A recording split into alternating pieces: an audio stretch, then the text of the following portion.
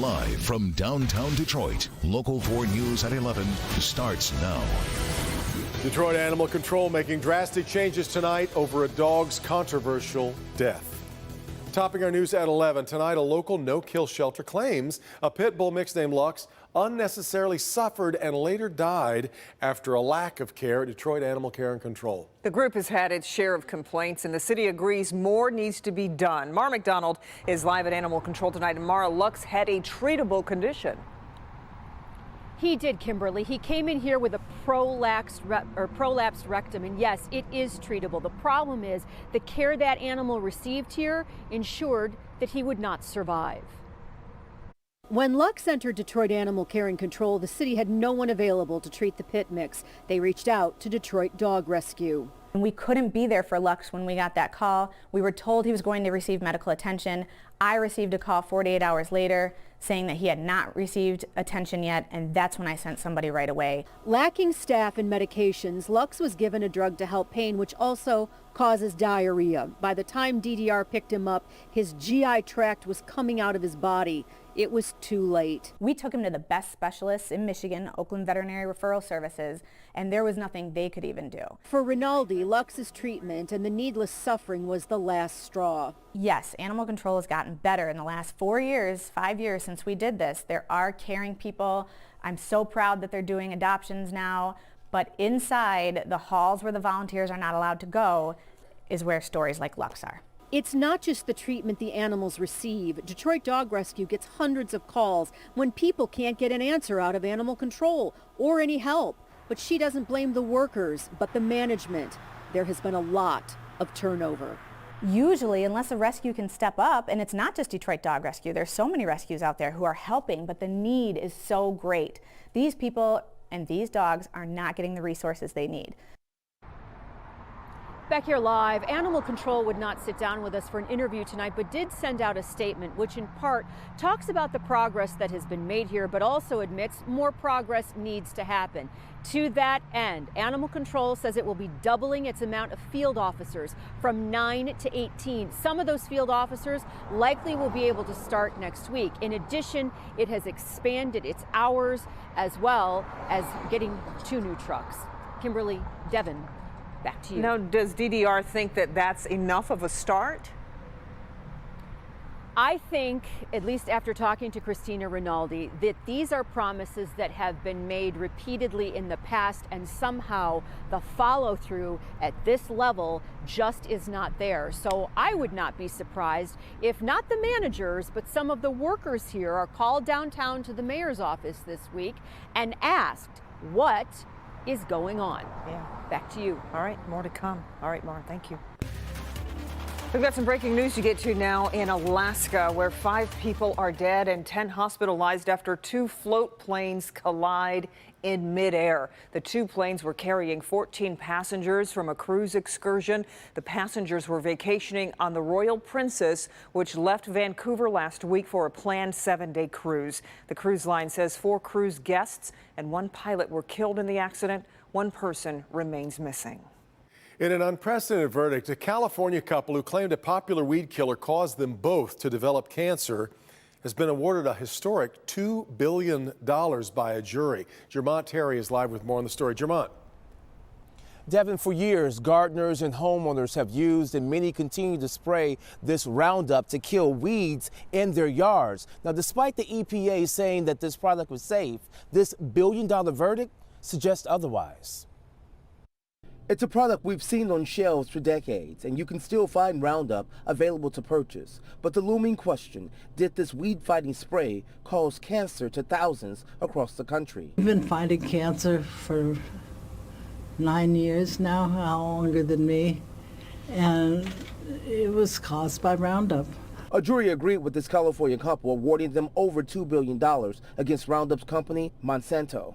We wish that Monsanto had warned us ahead of time about the dangers of using Monsanto. They weren't giving us any choice because from their ads we felt that it was incredibly safe to use. This is the third verdict against the company in 9 months. In March, a jury awarded $80 million to one man. Last fall, another $200 million to another. There are currently 13,000 plaintiffs, including the West Michigan man who claims he too developed cancer using Roundup. The company says that the Environmental Protection Agency considers the product safe. In a statement, it said, "We are disappointed in the jury's decision and will appeal the verdict in this case." And the company will likely fight to the very end. Most of these verdicts have been reduced significantly. We should point out that Monsanto's parent company is Bayer. Reporting live tonight, Jermont Terry, Local 4. All right, Jermont, what a story. New tonight, Attorney General William Barr has appointed a U.S. attorney now to look into the origins of the Russia investigation. A source telling the Associated Press John Durham, a U.S. attorney from Connecticut, will determine if intelligence collection involving the Trump campaign was lawful and appropriate.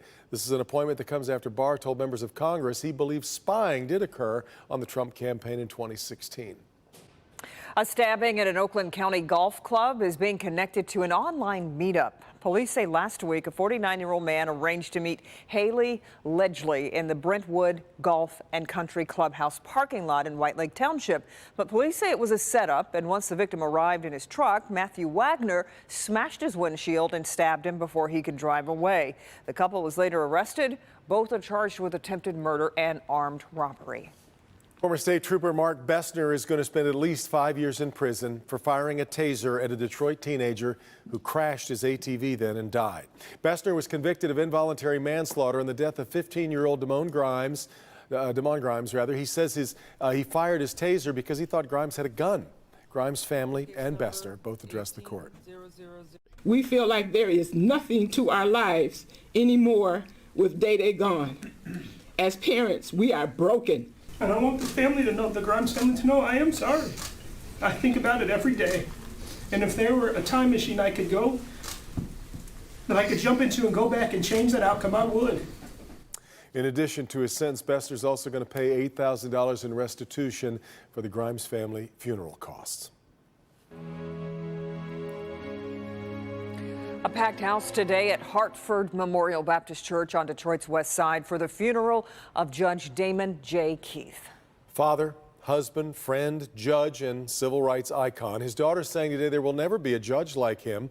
He was the longest-serving black federal judge, in his landmark ruling coming in 1971 when he took on President Nixon and warrantless wiretaps. He later won in the Supreme Court. He was 96 years old. Two controversial abortion bills are expected to pass in the Michigan House and Senate tomorrow. Both deal with banning partial birth abortions in Michigan and making doctors who perform them guilty of a felony unless it is to save the life of the mother. Anti-abortion rights activists hail these bills as necessary to stop what they view as a barbaric procedure. The medical community calls the procedure safe and medically necessary. Expect Governor Whitmer to veto the bills.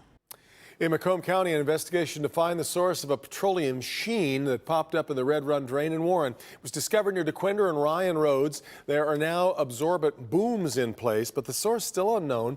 Earlier this year, diesel fuel from a Madison Heights drain flowed into the Red Run as well. The Detroit skyline soon going to feature a tribute to one of the most iconic artists ever to come out of our city. This is pretty cool. A London-based artist has started work on a Stevie Wonder mural. Once finished, it will be 100 feet tall. The mural can be seen from Brush Street on the wall of the Music Hall Center for the Performing Arts, and it's large enough to be seen by an airplane passing overhead. It should be complete in another 2 weeks or so. I'm not sure 100 feet is as tall as Stevie actually stands, but it's a good start. It's a good start indeed. New tonight, doctors warning about a disease that can be transferred from dogs to humans. And where the disease originated and the issues it's causing at dog breeders coming up.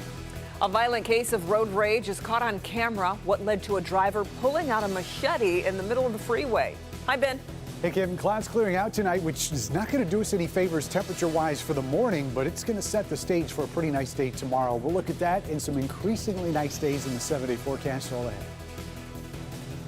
She was human trafficked for 18 years. He got up and he slashed me a couple more times. After escaping, she tries to rebuild her life, but finds out she is getting sued. She's trying to put her life back together. So to me, it was a no-brainer to help. I'm Karen Drew. I'll have her story next.